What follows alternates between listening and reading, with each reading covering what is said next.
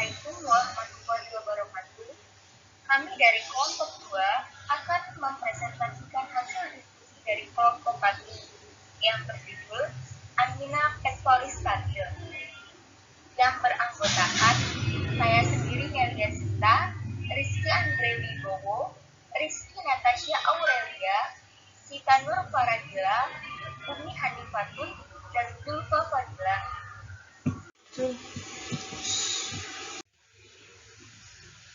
Angina pectoris stabil merupakan suatu sindroma tubuh berupa rasa tidak nyaman di dada, rahang, bahu, punggung, atau lengan yang timbul saat aktivitas atau stres emosional yang berkurang dengan istirahat atau nitrogliserin.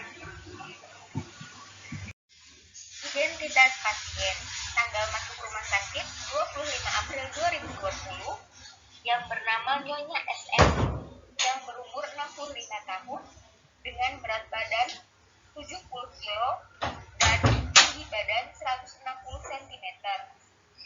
Dengan keluhan utama nyeri dada, keluar keringat dingin, sesak nafas, mual, sulit tidur, pusing, dan geringinan. Dan diagnosis dokter angina pectoris atau stabil angina. Riwayat pasien dengan riwayat penyakit hipertensi dan diabetes tipe 2 dengan riwayat pengobatan kapapil. Patofisiologi angina pectoris yaitu suplai oksigen menurun menyebabkan kekakuan arteri dan penyempitan lumen arteri. Jika beban kerja suatu jaringan yang naik, maka menyebabkan oksigen naik. Jika kebutuhan pada jantung yang sehat meningkat, menyebabkan arteri korona berdilatasi dan mengalirkan darah dan oksigen ke otot jantung. Bila aliran darah korona tidak dapat menyuplai kebutuhan sejumlah oksigen yang diperlukan otot jantung, menyebabkan ketidakseimbangan antara suplai dan kebutuhan, sehingga menyebabkan iskemia jantung. Kemudian jantung akan berusaha menggunakan jalur lain non-oksigen untuk tetap mendapatkan energi, yaitu metabolisme anaerob, sehingga menghasilkan produk sisa yaitu asam laktat. Asam laktat dapat menyebabkan peningkatan derajat keasaman otot jantung sehingga menyebabkan angina pectoris. Pemeriksaan tanda-tanda vital. RR atau pernapasan pada tanggal 25 mengalami kenaikan yaitu 24, sedangkan nilai normal 18-22 kali per menit. Tekanan darah pun pada tanggal 25 mengalami kenaikan yaitu 137/105 dengan nilai normal 120/80 mmHg. Sesak pada tanggal 25 ada, mual ada, pusing pada tanggal 26. Batuk pusing pada tanggal 26, 29, 30, dan 1. Batuk pada tanggal 1. Kondisi umum lemah. Data objektif. Interpretasi berdasarkan data pemeriksaan klinik pada tanggal 25, pasien mengalami kenaikan tekanan darah prahipertensi dengan tekanan darah 130/105 mmHg. Berdasarkan Jackson 2011, nilai normal tekanan darah yaitu 120/80 mmHg. Peningkatan tekanan darah terjadi sejalan dengan bertambahnya usia. Adapun beberapa faktor yang mempengaruhi kenaikan tekanan darah yaitu usia, jenis kelamin, faktor gen, dan kebiasaan merokok dan stres. Namun, terdapat bukti yang kuat untuk mempertahankan tekanan darah sistol kurang dari 140 mmHg dan diastol kurang dari 90 mmHg pada pasien APS dengan hipertensi. Berdasarkan data pemeriksaan klinik, pada tanggal 25 pasien mengalami kenaikan pernafasan atau RR, yaitu 24. Menurut Jackson 2011, nilai RR pada usia dewasa atau usia yang lebih dari 18 tahun, nilai normalnya adalah 12-20 kali per menit.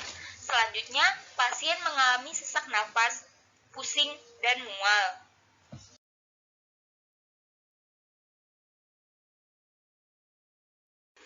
Berdasarkan pada data lab, dapat kita ketahui bahwa pada tanggal 26 pasien mengalami peningkatan kadar trigliserida, yakni 181 dan peningkatan kadar kolesterol sebesar 213. Pada tanggal 25, pasien mengalami penurunan kadar natrium, yakni 134. Pada tanggal 28 hingga tanggal 30, pasien mengalami peningkatan kadar gula darah, yakni pada rentang 180 sampai 245. Pada tanggal 25 hingga 30, pasien memiliki peningkatan kadar gula darah 2 jam PP sebesar 192 sampai 418 mgdl, dan pasien pada tanggal 25 memiliki kadar gula darah sesaatnya tinggi, yakni 255 mgdl.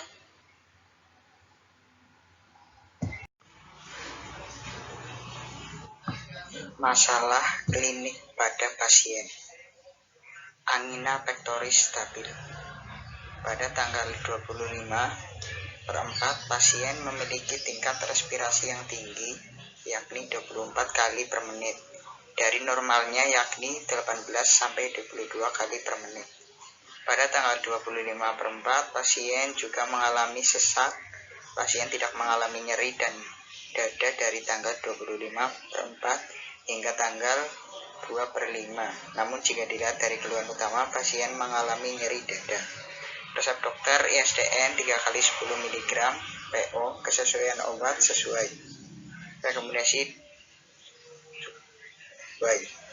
rekomendasi dan alasan. ISDN merupakan preparat nitrat yang paling stabil karena ISDN merupakan senyawa produk di mana ISDN nantinya akan dikonversi menjadi senyawa metabolit aktifnya, yakni isosorbit 5 mononitrat yang tidak tahan terhadap asam lambung. Monitoring RR nyeri. Selanjutnya, resep dokter ASA 1 kali 80 mg PO, clopidogrel 1 kali 75 mg PO. Kesesuaian obat sesuai rekomendasi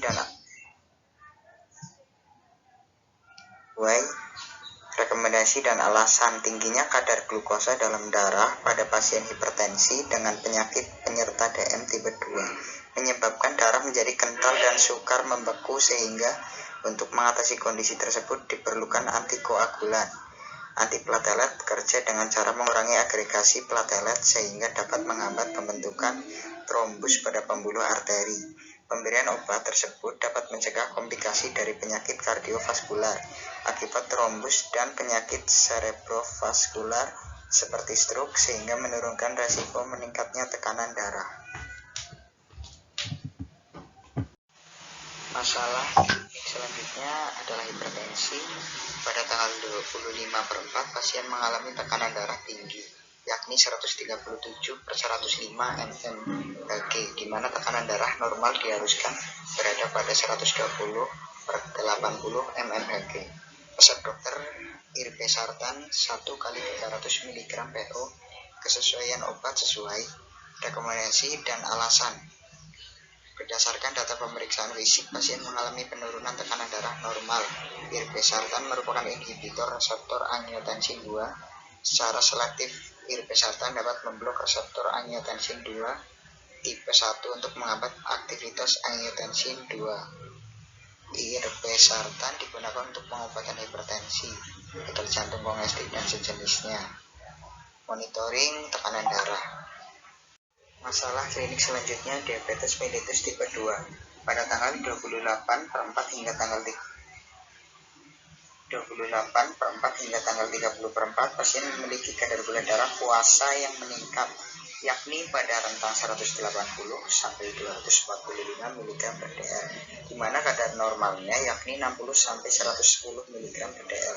Pasien juga memiliki kadar GD 2 jam PP yang tinggi dari tanggal 25/4 sampai 30/4, yakni pada rentang 192 sampai 418 mg/dl, di mana normalnya yaitu kurang dari 130 mg per dl.